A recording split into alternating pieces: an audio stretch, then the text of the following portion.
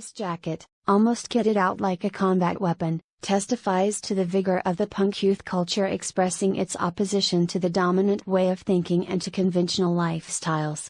In Eastern Europe, punk also played a role as an indirect critique of communism.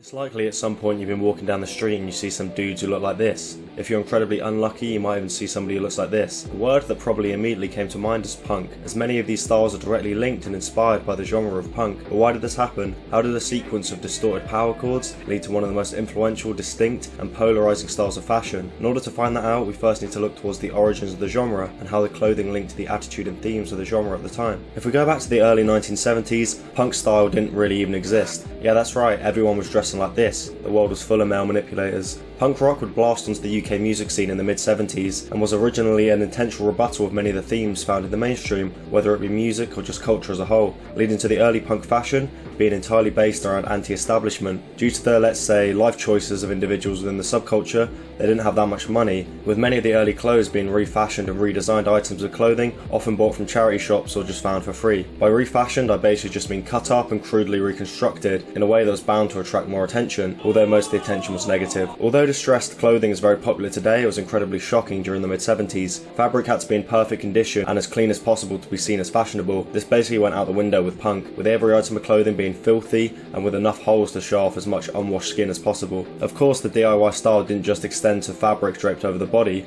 Jewellery was crudely designed, with items of jewellery being designed with safety pins, chains, pieces of tattered fabric, padlocks, and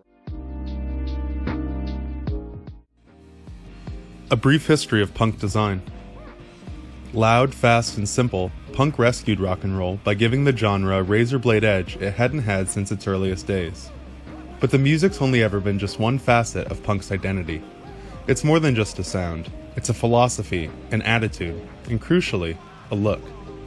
During a time when those in the punk scene shunned mainstream culture by modifying their clothes, it was a natural progression for the DIY ideals to spread to other forms like posters, zines, and flyers.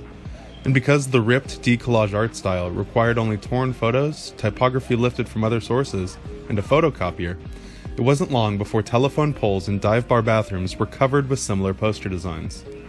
Each design was created with the intention of questioning the standards and defying the norms of contemporary culture. And at the center of this social revolution was visual artist Jamie Reed.